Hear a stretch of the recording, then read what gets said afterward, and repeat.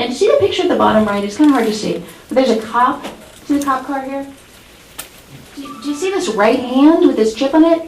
It's kind of hard to see here, but basically this is a diagram from the website. So what would happen is you would have to put this wristband on before you drove to the event. It's out in the middle of the desert. There's nothing for miles. They got the local police to set up checkpoints 1 mile around the perimeter of the entire event. And at the checkpoint, you had to roll down the windows and stick your right hand out the window so they could scan the RFID tag on your right hand before you could go into the festival. And not one single person anywhere said anything about the mark of the beast. Not one. I went all over the internet. I spent hours in star page searching. Not one comment. They're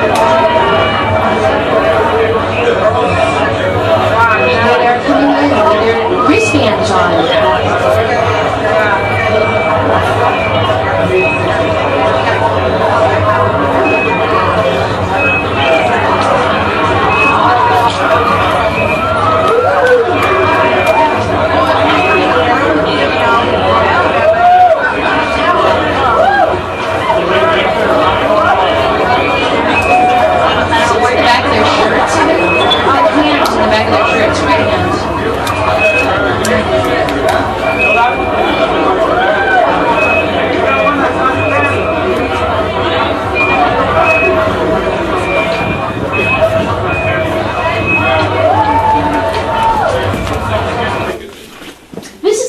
Festival, by the way. Do you guys remember when, I'm going to mispronounce his name, Tupac Shakur? Do you remember when they did that hologram and brought the dead guy back to life? That was at this festival. Even his fans were creeped out. They did this weird hologram where it looked like he was singing and dancing with the people on the stage, and he's been dead for a number of years. And yeah, so this is like a creepy festival, I have to tell you. Was anybody there? Anybody here? There? You were at Coachella? What was your sense of it? I'm sorry? I grew up in Palm Springs. Did you go to the Coachella Festival? I've gone 3 times. What'd you think? Before they started doing that. Would you go with the RFID tag on your right hand? I'm glad to hear that. All right, let me go to the next one. So, I wanted to know who made this. Here's the video.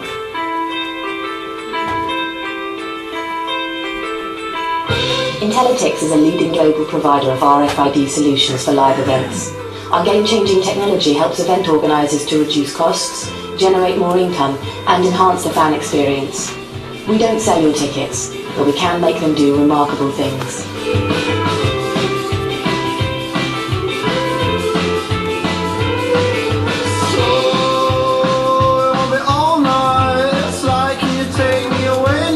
Intellytix offers proven, secure, and dynamic ways to manage access control at live events.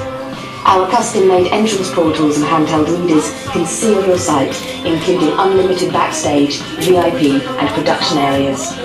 RFID eliminates the problem of fake tickets and dramatically cuts queues, giving event promoters real-time reports and unprecedented control.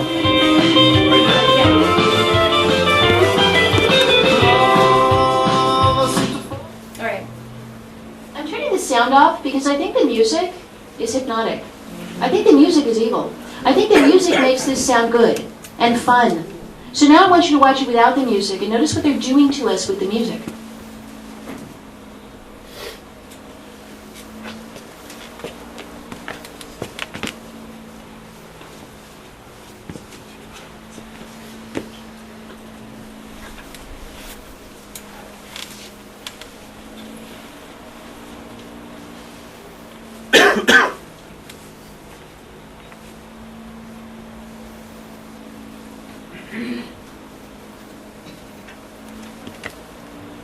That image you just saw is your future. You're not going to be able to walk into anything without doing that. No stores, no restaurants, no museums, no theaters, no libraries, no parks. Your car won't start. You're not going to be able to do anything. You won't be getting online. You won't be making phone calls. You won't be eating.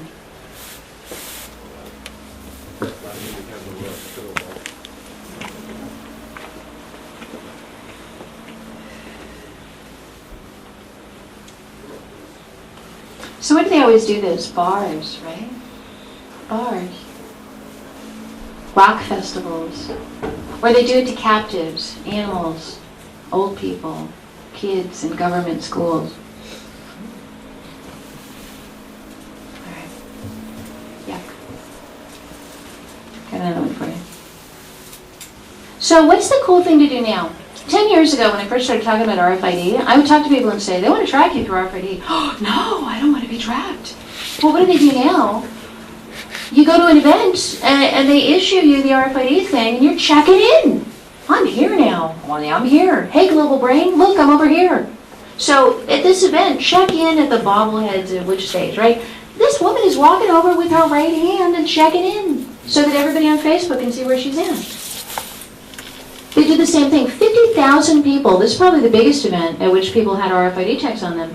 The zombie pub crawl, where was this thing? Minneapolis, St. Paul.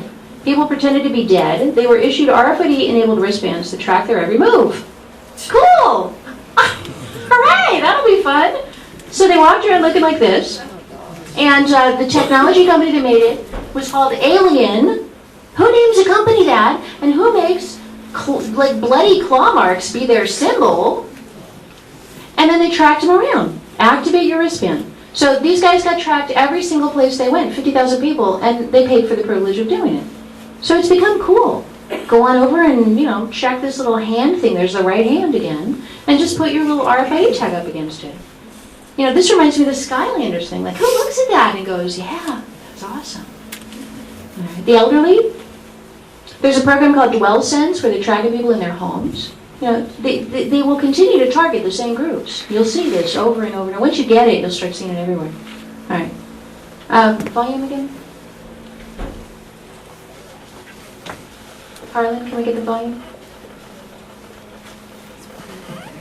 It's missing. Where do you go? We have no volume. He's an eye. Oh, okay. Sorry, Harlan.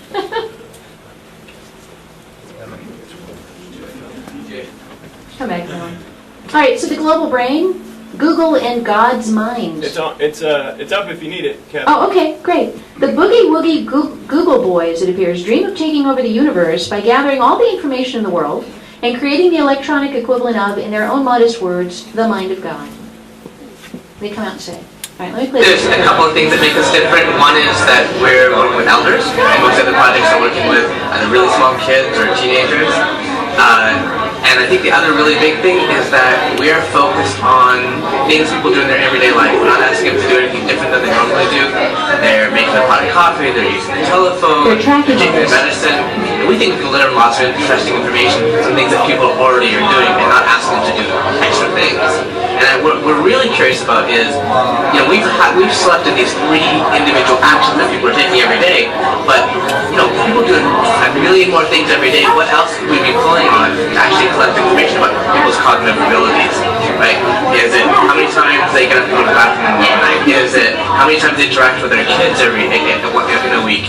Is it, is it how long they take to do a crossword puzzle, right? That all this data is available in your home. We don't think of it as data, we think of it as life, but... We don't think of it as data, we think of it as life. They think of it as data, and they want to capture it. Everything, every breath you take, every time you blink, they want to know it. It's data, and they don't want to let any data escape. This thing is insatiable. It will show no bounds. If you give it an inch into your life, it will take a mile. It is insatiable. There's no limit to what it wants to know. I play that song on my show, They Can't Take That Away From Me, like what's in my head. If they could, they would. They want to know what's in your head. All right, starpage.com, I already went there.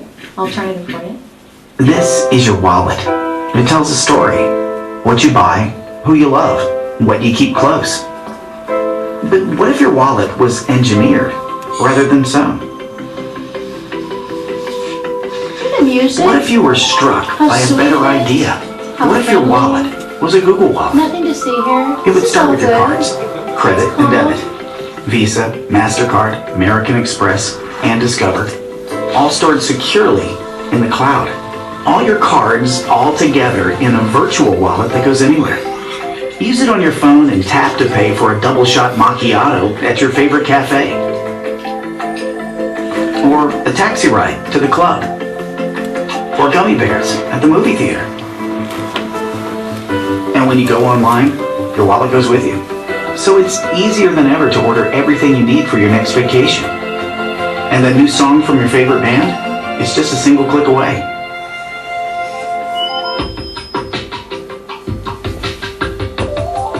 Whether you're shopping in-store or online, Google Wallet keeps all your payment info safe and secure. It's everything you love, all in one wallet. What possibilities will it open for you? So seductive. This is friendly. Nothing to fear here. Smile. This is evil. Alright, one more for you. Ever since the beginning of time, people have been buying and selling and using whatever currency was available. But today's digital economy is changing faster than ever, and currency has to change too. It is. Introducing Mint Chip from the Royal Canadian Mint, the evolution of currency. Money, as we know it, is fine for today, but tomorrow is a different story. Imagine a whole new breed of transactions that are smaller, faster, and virtually everywhere. That's where Mint Chip comes in. Mint Chip is currency in a digital form. Using a chip, you securely load value onto a smartphone, USB device, computer, tablet, or cloud. Maybe even some future device that doesn't even exist yet. Now you're ready to go. It's so easy that even a child can use it, especially for their allowance. Mint Chip is better than cash, since you can use it online. And merchants will easily and cost-effectively be able to offer digital content in the form of small and extremely small online transactions. Things like buying a song, a news article, or a nifty glow-in-the-dark laser for your favorite online game character. All for a few pennies, virtual of course. Plus, no personal data is required or exchanged, whether you're buying a decaf latte, a Canadian history article for school, or paying back that $10 you borrowed last week. Mint Chip is harnessing some of North America's best brain power. We are changing the future. You can too. Mint Chip from the Royal Canadian Mint. I wish I The could show that to my evolution grandmother. of currency. My grandma who died in the 70s, who told me about the mark of the beast. I wish I could just show her just a little bit of this. One more, last one. This is the one I wish she could